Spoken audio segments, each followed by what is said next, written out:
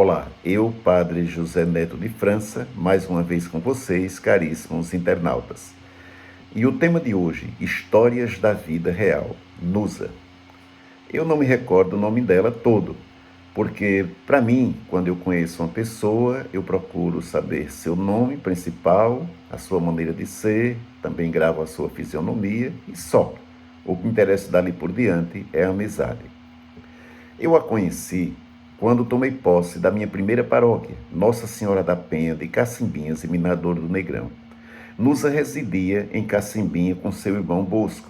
Era uma senhora já de uma certa idade, aposentada, parece-me que pela justiça, mas não deixava de prestar serviço à prefeitura municipal.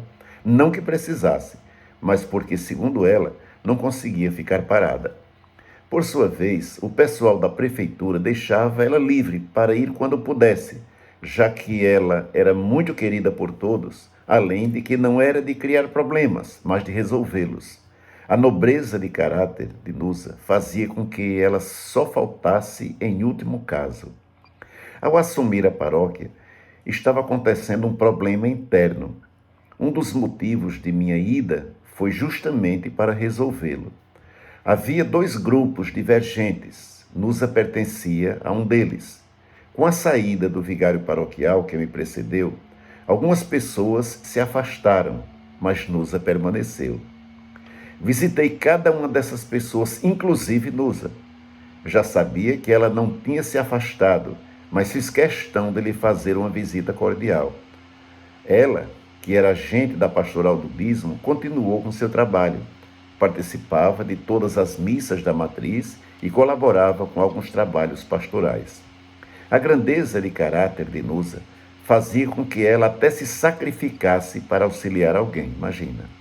Outro dia, eu soube que ela estava atrasando o pagamento de seu plano de saúde para poder fazer uma feira mensal para alguém que dizia estar passando por privações. Eu conheci essa pessoa que ela estava ajudando, entre aspas, e desconfiei que estava enganando a minha amiga Nusa. Fiz então um levantamento e, tendo o resultado prático, fui conversar com ela. Disse-lhe que, em função de sua idade, ela jamais deveria deixar seu plano de saúde de lado.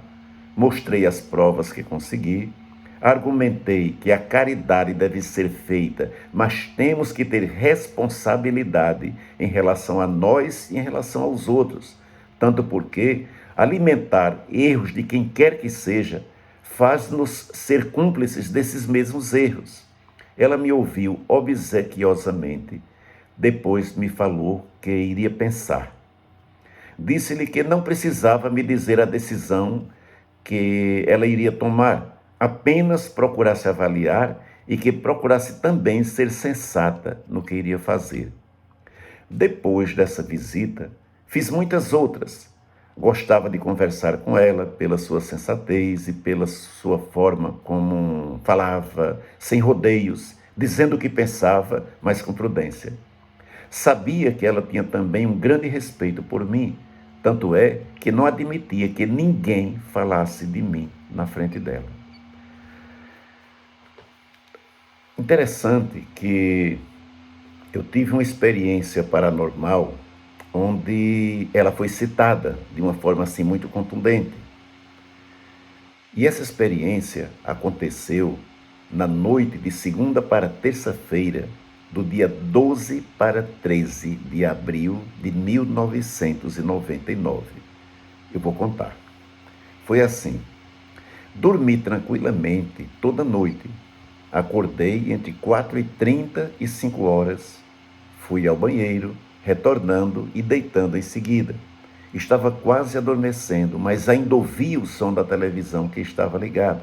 Em outras palavras, eu estava tipo semiconsciente. Sem nenhuma explicação, vi-me num lugar não identificado. Parecia uma área de serviço. Havia uma parede muito alta. Acima da parede tinha uma grade de ferro.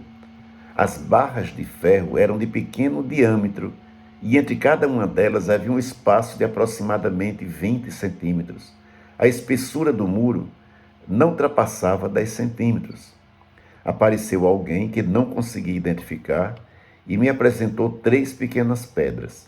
Cada uma tinha um diâmetro de uma bola de ping-pong, mais ou menos, embora de formato irregular, e disse-me imperativamente: estas 3 pedras representam seu pai, Nusa e você.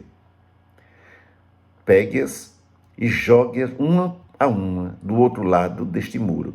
Se a pedra bater nas barras de ferro e voltar, a morte está distante. Se ficar em cima do muro, está próxima. E se passar direto para o outro lado, será logo.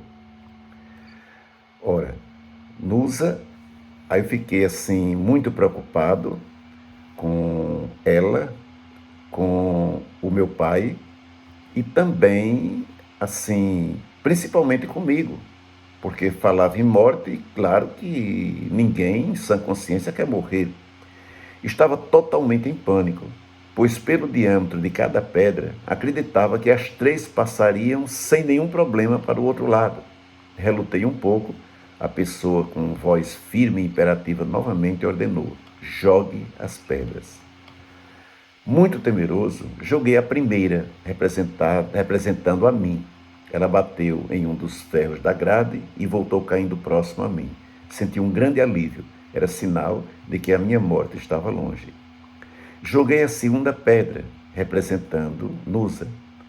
Essa pedra bateu na barra de ferro e ficou sobre a parede do muro. Fiquei muito pensativo. Joguei a que representava o meu pai e, para minha tristeza, ela passou direto, sem ao menos tocar nas barras de ferro. Entrei em pânico. Não vi mais a pessoa que me ordenara aquele procedimento. Percebi sem explicação nenhuma que já estava na minha cama de novo, em meu dormitório. Estava transpirando, cansado e com o coração acelerado. Não dormi mais. Levantei, fui ao banheiro, tomei um banho morno, rezei um pouco e fui cuidar das atividades daquele dia. Na quinta-feira, dia 15, 2 dias depois dessa experiência paranormal, meu pai faleceu. Depois que o irmão de Nusa, o Bosco, que morava com ela na mesma casa, faleceu, ela ficou só. Foi pouco depois. Seus parentes, que residiam em Brasília, levantaram a hipótese de levá-la embora. Tive uma preocupação muito grande com ela, pois, vendo o seu apego a cacimbinhas, sabia que se ela saísse, a possibilidade dela abreviar seus dias seria bem significativa. Além do mais, lembrava-me da experiência paranormal que tive em relação a ela e ao meu pai. Ela permaneceu mais algum tempo, depois, não sendo possível ficar só na cidade, seus familiares a levaram para Brasília. Mais ou menos 1 ano e meio depois, ela partiu para a eternidade. Foi mais uma grande amiga que se foi, mas deixou marcada a sua vida na minha história. Pois é, meus irmãos e minhas irmãs, a vida segue. Querem comentar essa história? Comente aqui no YouTube, ou pode comentá-la também lá nas redes sociais onde eu vou publicar. Tchau, até a próxima.